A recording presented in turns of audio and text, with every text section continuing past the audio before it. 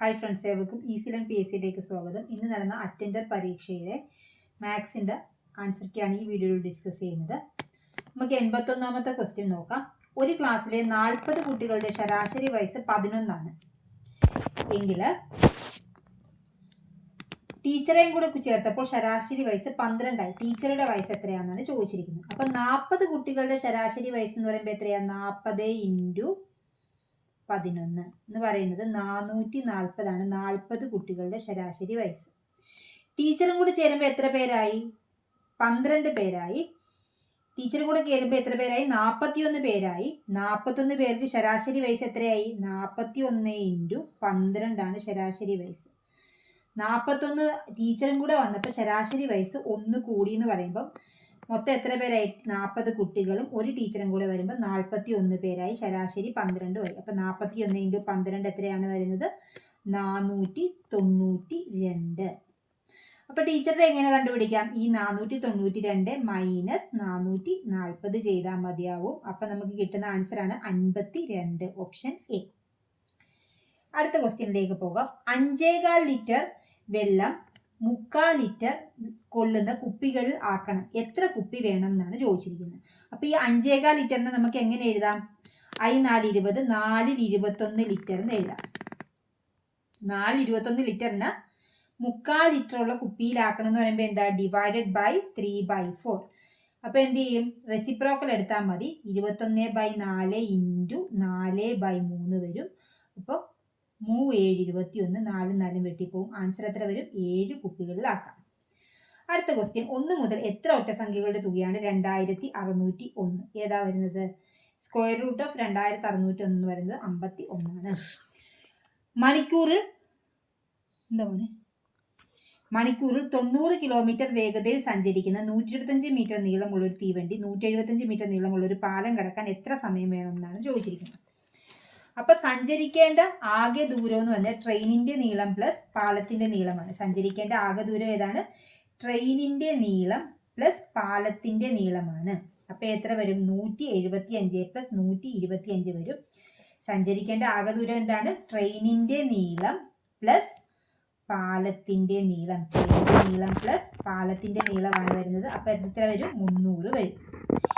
വേഗത തന്നിരിക്കുന്നത് എങ്ങനെയാ? കിലോമീറ്റർ പെർ അവർ ആണ്. അതിന് നമുക്ക് മീറ്റർ പെർ സെക്കൻഡിലാക്കുമ്പോൾ 90 × 18 5. ഇപ്പൊ എത്ര വരും? അപ്പൊ 18 വരും. 90 5 25 വരും. സമയം എങ്ങനെ നമ്മൾ കണ്ടുപിടിക്കുന്നത്? സമയം ഈക്വൽ ടു ദൂരം by time equal to distance by time equal to എന്താ വരുന്നത്? ഡിസ്റ്റൻസ് ബൈ സ്പീഡാണ് വരുന്നത്. ദൂരം ബൈ വേഗത. അപ്പൊ എത്ര വരും? 300/25 വരും. ആൻസർ എത്രയാണ് വരുന്നത്? 12 സെക്കൻഡ്. അടുത്ത ക്വസ്റ്റ്യൻ. 3600ന്റെ ഘടകങ്ങളുടെ എണ്ണം എത്ര? അപ്പൊ 3600 നമുക്ക് എങ്ങനെ എഴുതാം? 3600 നമുക്ക് എങ്ങനെ എഴുതാം? 3600 ഈക്വൽ ടു 6 സ്ക്വയർ × 10 സ്ക്വയർ എന്ന് എഴുതാം. പറ്റത്തില്ലേ? അപ്പൊ 6 നമുക്ക് എങ്ങനെ എഴുതാം? 3 × 2 6. 3 × 2 ഇത് whole square into 2 × 5 whole square എന്ന് എഴുതാം. അപ്പൊ നമുക്ക് എങ്ങനെ എഴുതാം ഇതിന്? 3 square into 2 square into 2 square into 5 square എന്ന് എഴുതാം. എഴുതാമല്ലോ. അപ്പൊ 2ന്റെ പവർ എത്ര വന്നു? 3/2 ഇൻറ്റു 2 ഇൻറ്റു a/m × a/n എന്ന് പറയുമ്പോൾ എന്താ? a/m + n വരും. അപ്പൊ 2/4 ഇൻറ്റു 5/2. ഇതിന് നമ്മൾ എങ്ങനെയാണ് ഇതിന്റെ ഘടകം കണ്ടുപിടിക്കുന്നത്? എങ്ങനെയാണ് ഇതിന്റെ ഘടകങ്ങളുടെ എണ്ണം എങ്ങനെയായിരുന്നു നമ്മൾ കണ്ടുപിടിച്ചുകൊണ്ടിരുന്നത്? ഈ പവറിന്റെ കൂടെ +1 ചേർത്ത് വരണം അല്ലേ? അപ്പൊ എന്ത് വരും? ഇത് 3യുടെ പവർ എത്രയാണ്? 2. അപ്പൊ 2 + 1 ഇൻറ്റു കാണാൻ പറ്റുന്നുണ്ടല്ലോ അല്ലേ? 4 + 1 ഇൻറ്റു 2 + 1. അപ്പൊ എത്ര വരും? 3 ഇൻറ്റു 5 ഇൻറ്റു 3. അപ്പൊ 3 9 3.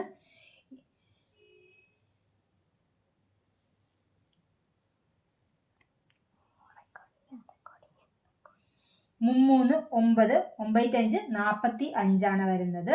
ആൻസർ എത്രയാണ് വരുന്നത്? Option B 45. ആദ്യം നമ്മൾ 3600 ഈ 3/2 ഇൻറ്റു 2/4 ഇൻറ്റു 5/2 എന്ന് പറഞ്ഞ രൂപത്തിൽ എഴുതുക.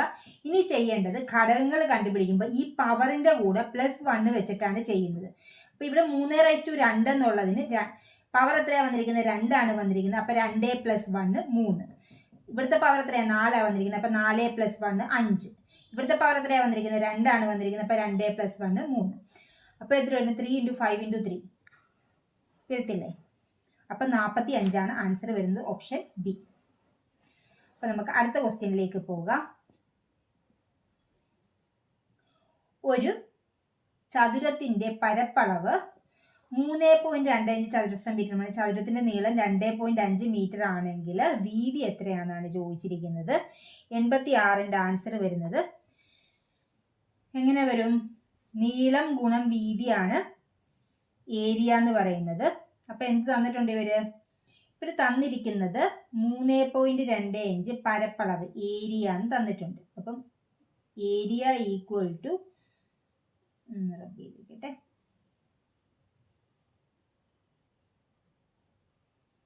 ഇവർ തന്നിരിക്കുന്നത് ഏരിയ ഈക്വൽ ടു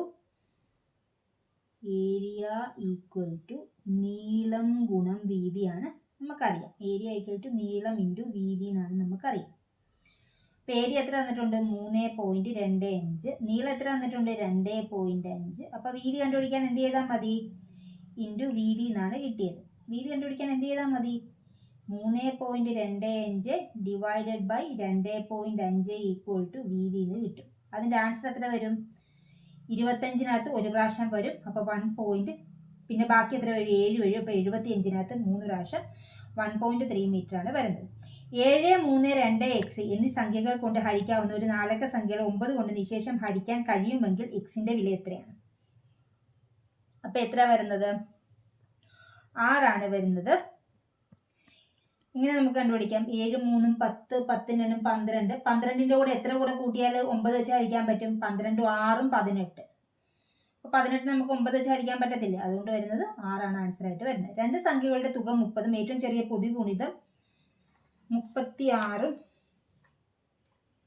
നമുക്ക് പിന്നീട് നോക്കാം. 89ാമത്തെ ക്വസ്റ്റ്യൻ നോക്കാം. 1 മുതൽ 10 വരെയുള്ള സംഖ്യകൾ ഗുണിച്ചാൽ ഗുണനഫലത്തിന്റെ അവസാനത്തെ എത്ര അക്കങ്ങൾ 0 ആയിരിക്കും? 2 അക്കങ്ങൾ 0 ആയിരിക്കും. 90ാമത്തെ ക്വസ്റ്റ്യൻ. 5000 രൂപ വില മാർക്ക് ചെയ്ത ഒരു ഗ്യാസ് സ്റ്റൗവ് 10% ഡിസ്കൗണ്ട് വിറ്റപ്പോൾ 20% ലാഭം കിട്ടിയെങ്കിൽ എത്ര രൂപയ്ക്കായിരിക്കും വാങ്ങിയത്? 5000 രൂപയുടേത് ഗ്യാസ് സ്റ്റൗവ് 10% ഡിസ്കൗണ്ടിൽ വിറ്റപ്പോൾ, അപ്പം 5000 രൂപയുടെ 10% എത്രയാണെന്ന് നോക്കാം. 5000 രൂപയുടെ 10% എത്രയാ? 100ൽ 10 എന്ന് പറയുമ്പോൾ 500 രൂപ കുറച്ചാണ് നമ്മൾ വിറ്റിരിക്കുന്നത്. അതായത് 4500 രൂപയ്ക്ക് വിറ്റപ്പോൾ എത്ര ശതമാനം ലാഭം കിട്ടി? 20% ലാഭം കിട്ടി.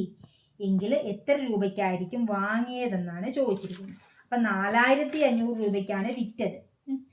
അപ്പൊ വാങ്ങിയ വില കണ്ടുപിടിക്കാൻ എന്ത് ചെയ്താൽ മതി?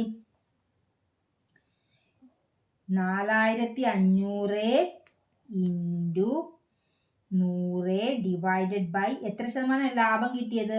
20% ലാഭം കിട്ടിയത്. 120 വെച്ച് ഡിവൈഡ് ചെയ്യുമ്പോൾ 3750 രൂപയ്ക്കാണ് വാങ്ങിയതെന്ന് മനസ്സിലാവും. ഓപ്ഷൻ ഡി ആണ് ആൻസർ ആയിട്ട് വരുന്നത്. അടുത്ത ക്വസ്റ്റ്യൻ. 15 - 4 into 4 + 8 into 3 + 5. നമുക്ക് ബോർഡ് മാസ് വെച്ചിട്ടാണ് ചെയ്യേണ്ടത്. 15 - 4 + 8 ഇൻറ്റു 3 + 5. ബ്രാക്കറ്റ് ഓഫ് ഉണ്ട്? ഇല്ല. ഡിവിഷൻ ഉണ്ടോ? ഇല്ല. മൾട്ടിപ്ലിക്കേഷൻ ഉണ്ട്. അപ്പോൾ എത്ര വരും? 24 5 29. 29ന്ന് 4 കുറയ്ക്കുമ്പോൾ എത്ര വരും? 25. 25 5 30 40 ആൻസർ ആയിട്ട് വരുന്നത്. ഓപ്ഷൻ ഡി ആണ് ആൻസർ ആയിട്ട് വരുന്നത്. അടുത്തത് 1 1 2 3 5 8 13. അപ്പോൾ ഇത് ഫിബനോസി സീരീസ് ആണ്. 1 + 1 = 2, 2 + 1 = 3, 3 + 2 = 5, 5 + 3 = 8, 8 + 5 = 13, 13 + 8 വരുമ്പോൾ എത്ര വരും? 13 7 20 21. ഓക്കെ, ഓപ്ഷൻ എ ആണ് വരുന്നത്. 92ൻ്റെ ആൻസർ ഓപ്ഷൻ എ വരും. 93 1225 എന്ന് പറയുന്നത് 35ൻ്റെ സ്ക്വയർ ആണ്. അപ്പം നമുക്ക് 35നെ നമുക്ക് എങ്ങനെ എഴുതാം? 3 × 4 ഒരു ചതുരമായിട്ട് റെപ്രസെന്റ് ചെയ്യാൻ പറ്റും. 2025 എന്ന് പറയുമ്പോൾ 45ൻ്റെ സ്ക്വയർ വരും. അതും അതേപോലെ 4 × 5 എന്ന് പറഞ്ഞ് 20 വരും. ഓക്കെ, 1225 എന്ന് പറയുന്നത് 35ൻ്റെ സ്ക്വയർ.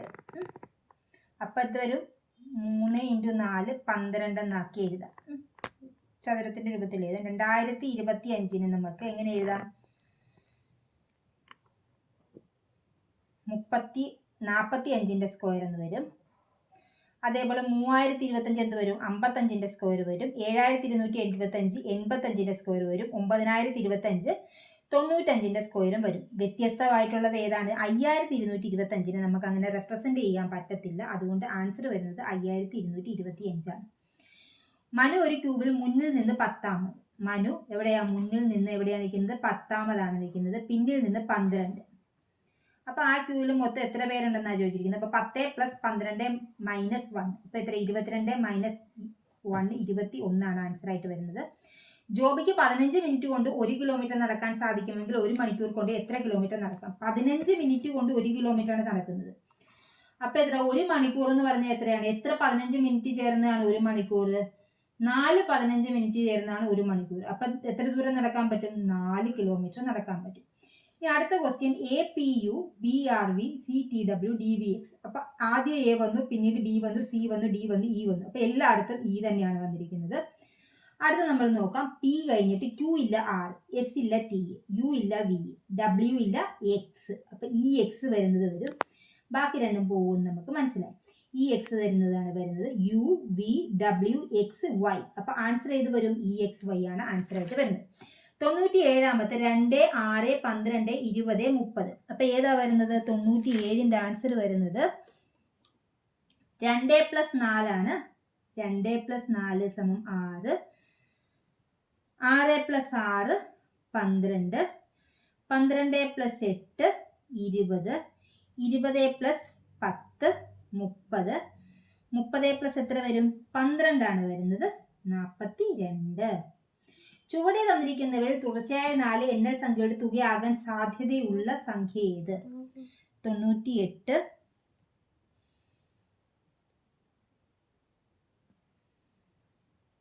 99. അച്ഛന്റെ വയസ്സ് മകന്റെ വയസ്സിന്റെ 3 മടങ്ങിനേക്കാൾ 3 കുറവാണ്. 12 വർഷത്തിന് ശേഷം